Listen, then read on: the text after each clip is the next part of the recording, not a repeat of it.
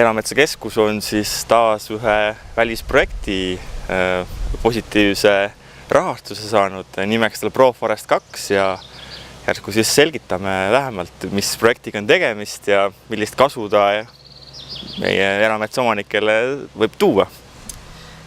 Tegemist on siis ProForest 2 näol ProForest 1 jätkuprojektiga, mis toimus aastal 2011-2012, kui oli metsandusinimestel võimalik Prantsusmaal käia ennast praktiseerimas.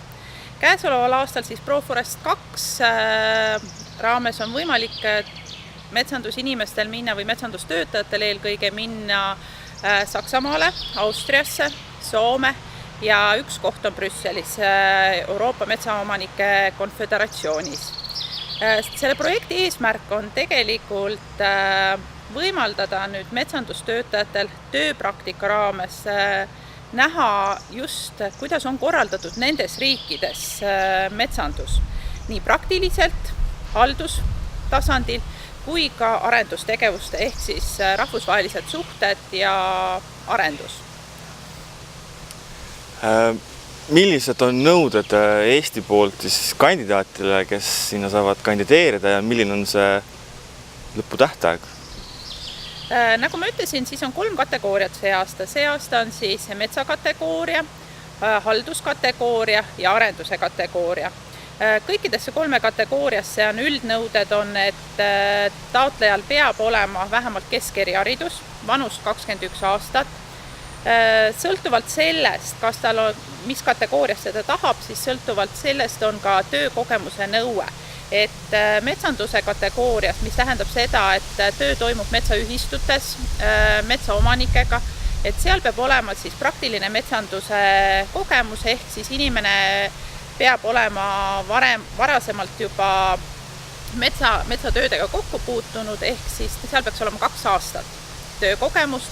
Halduse kategoorias me nõuame seda, et inimesel oleks kogemused toetusmeetmete administreerimisel, ta teaks, kuidas administratiivselt töö toimib ja seal on nagu minimaalne nõue on 1 aastat ja arenduses siis seal otseselt töönõuet ei ole, töökogemuse nõuet ei ole, sellepärast et tegemist on siiski sellise nii-öelda poliitilise tasandiga, kus siis on inimestel võimalik õppida, kuidas suhelda, kuidas teha lobitööd erinevates instantsides. Lisaks sellele on kindlasti nõue, et inglise keel peab olema vähemalt kesktase, ehk siis B-tase, kui me räägime nüüd nendest inglise keele kategooriatest, sest et ilma nagu võõrkeeleta ei saa. Ja soovituslik on omada ka sihtriigi keelt rahuldaval tasemel. Samas, kui seda keelt ei ole, siis sellest ei ole tegelikult mitte midagi, sest et ettevalmistuse käigus on ette nähtud kõikidele välja valitud praktikantidele 30 akadeemilist tundi erialast keeleõpet. Ehk mis peaks just seda sihtriigi keeleõpet, mis peaks siis kaasa aitama sellele, et praktikant saab hästi hakkama. Millal reaalselt selleks sõiduks läheb ja kui pikk periood seal lähteriigis nagu kestab? Kandidaatide väljasõelumine toimub nüüd siin juuni lõpp, juuli algus ja lõplikult kandidaadid selguvad siis juuli keskpaigaks. Tulenevalt sellest, et arenduse osas teeb lõpliku praktikandi osas otsuse Euroopa Metsaomanike Konföderatsioon. Peale seda toimub ettevalmistus, infoseminar, keeleõpe ja praktikandid lähetatakse nüüd sihtriikidesse, Soome, Austriasse, Saksamaale, Brüsselisse 1. septembril. Praegu käesolevalt me oleme planeerinud 1. september. Võib-olla sealt tuleb mingid väiksed muudatused, et kõik kompromissid on võimalikud, sest et meie näeme enda kava järgi 1. septembrit, aga kui järsku praktikandil 1. september päris hästi ei sobi, et siis on võimalik natukene nagu neid kuupäevi nihutada hilisema. Halduse ja metsakategoorias on praktika 3 nädalat ja arenduse kategoorias on 26 nädalat, ehk siis pool aastat, sest et arenduse kategoorias ei ole võimalik 3 nädalaga midagi koha peal õppida, vaid sinna on vaja minimaalselt 4 kuud ja optimaalne, olles rääkinud vastuvõtva organisatsiooniga, nad ütlesid, optimaalne on tegelikult 6 kuud. Sellepärast ongi ka 26 nädalat. Teatavasti on kindlasti nõutud suur hulk eelnevalt ettevalmistatud pabereid, et milline on see dokumentide hulk, mis tuleb selleks kandideerimisavalduseks esitada? Dokumente ei ole palju, et elementaarsed dokumendid tuleb esitada, sooviavaldus, kuhu soovitakse kandideerida, mis kategoorias, kuhu riiki ja CV, kus siis tuleb välja taotleja või ütleme praktikandi, kandidaadi isikuomadused, taust ja lisaks tuleks koostada maksimaalselt 1 A4 lehekülge motivatsioonikiri, et miks seda kandidaati või miks teda just peaks valima. Ja juhul, kui arenduse kategoorias kandideeritakse, siis see motivatsioonikiri peab kindlasti olema inglise keeles, kuna see edastatakse ka vastuvõtvale organisatsioonile hindamiseks.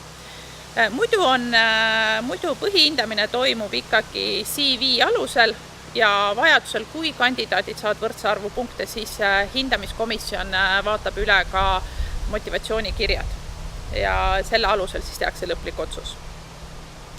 Kas on ka näiteks mingid eelistused metsaühistu liikmetele, kes seeläbi saavad nagu mingit just neile vahelikku praktikat ette? Jah, metsakategoorias on eelistatud metsaühistu inimesed, just metsaühistu juhid, konsultandid, konsulendid, nõustajad, kõik, kes on suuremal või vähemal määral seotud metsaühistu tööga.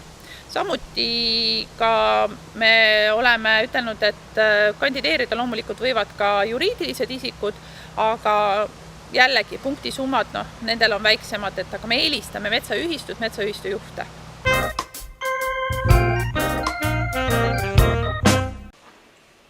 Seaduse muutmisel suuremaks eesmärgiks on ikkagi metsanduse arengukavas seatud selliste suundade täitmine. Kindlasti on seaduse muutmisel alati igasuguseid nüansse, mis on praktika käigus välja tulnud ja nendele samamoodi tähelepanu pööratakse, aga siin slaidil on lihtsalt ajalugu ja meeldetuletused eelmisest kümnendist või metsanduse arengukava aastal 2010 seadis ka tegelikult metsanduses omad eesmärgid, lihtsalt selle võrdluse tekitamiseks on ikka aeg-ajalt huvi vaadata, et mis meil too aeg probleemid oli, et see varimetsandus oli kindlasti tõsine väljakutse, et mis tänaseks on teema nii aktuaalne kindlasti ei ole, aga samas looduskaitselised eesmärgid ja erametsaomanike tugisüsteemi rajamine on endiselt aktuaalsed. Ja selle uue arengukava põhieesmärkidest tasub kindlasti see põhieesmärk välja tuua, et rohkem on räägitud ikkagi sellest, et kuidas seda maad paremini tootma panna. See metsamajandamisel samamoodi oleks eesmärk efektiivsuse tagaajamine ja metsaomaniku jaoks tulu saamine. Ja nagu ütlesin, et ligi 20 000 omanikku on need, kellest me nüüd räägime. Täiendavalt on siis metsaomanikele võimalik ka teatud kogus puitu metsast, küpsest metsast raiuda niiviisi, et ta ei pea seda Keskkonnaameti lubava märkima peha metsateatist kätte saama. Sellest raievanuste määratlemisest pisut, et see on võib-olla selline suhteliselt spetsiifiline teema nendele, kes ei ole nii detailides ise sellega varem kokku puutunud. Et täna meil on 2 võimalust uuendusraiete tegemiseks, sisuliselt on puistu diameetri piir, millest alates on võimalik seda raiet teha ja siis on raievanus puistul. Nüüd selleks, et natukene paremini arvestada seda segapuistute koosseisu ja on välja tulnud ka, et et sellist manipuleerimisvõimalust natukene vähendada, et siis see koosseisupõhine raievannuse sissetoomine peaks siis natukene paremini arvestama.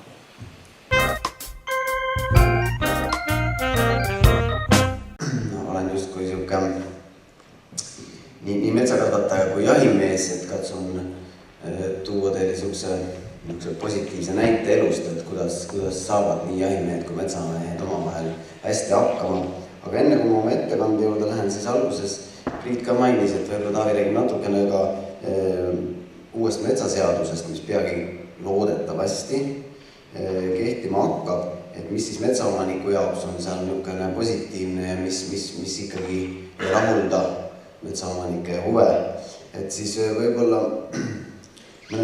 mõned isiklikult positiivsed nägemused sellest seadusest on siis eelkõige see, et rakendub eraldisepõhine metsamajandamine, et see on nagu, et igapäevases elus näed neid suuri rumalusi, mis tehakse siis, kui lank on, või eraldus on tõesti 3,2 hektarit ja üle 3 hektari maha võtta ei saa ja siis sa pead kutsuma pataloogi ja mürad selle 0,2 hektariga veel seal paar päeva ja kulutad ametikaväega ja riigiressurssi ja mida iganes, et milleks sellist jama, et ka härra Talijärv meile rääkis siin, kuidas Soomes hakatakse lähiajal metsa majandama ja see näeb välja selliselt, et Soomes on ainult metsaseaduses põhimõtteliselt üks punkt.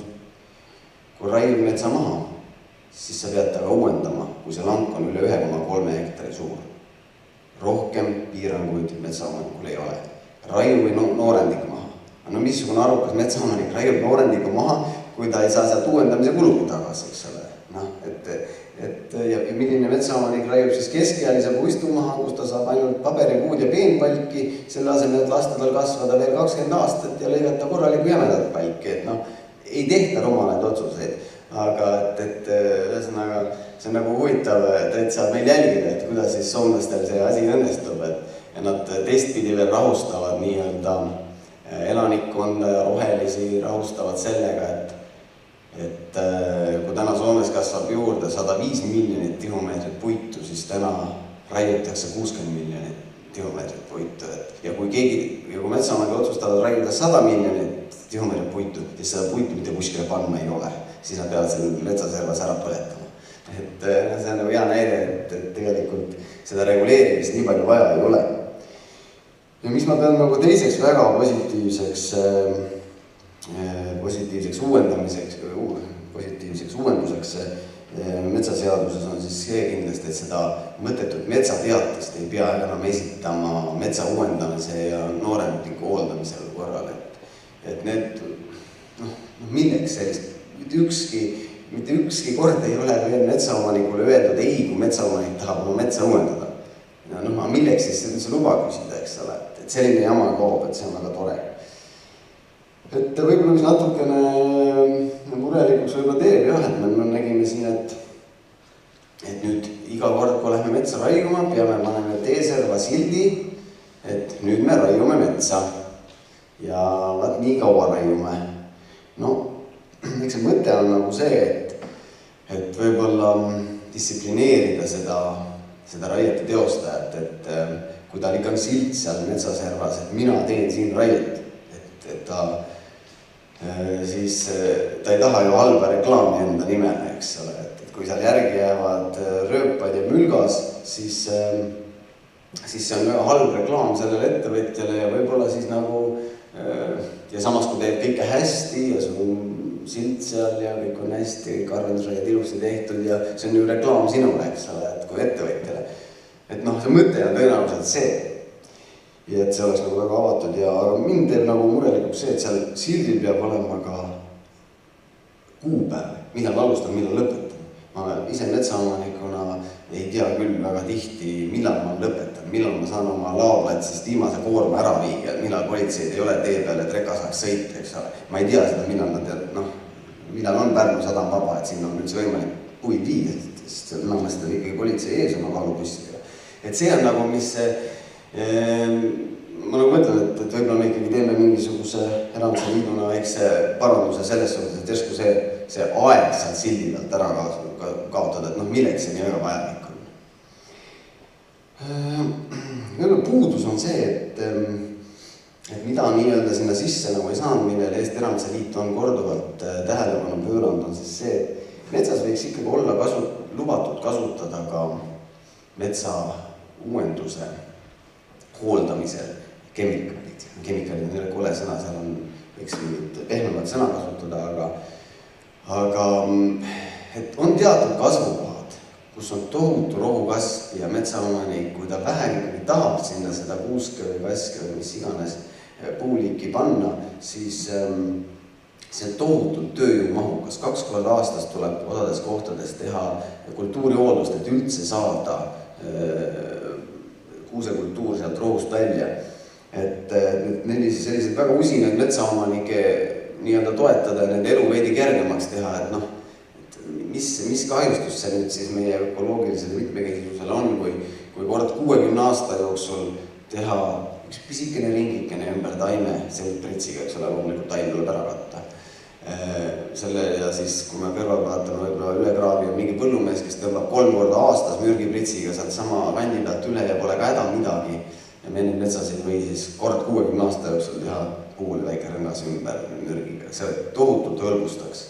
Et kui oli põllumaade metsastamine, siis ma isiklikult väga kasutasin seda lahendust ja siis oli lubatud. Põllumaadel on lubatud. Kui sa põllumaale istutud metsa, siis see lahendus on lubatud.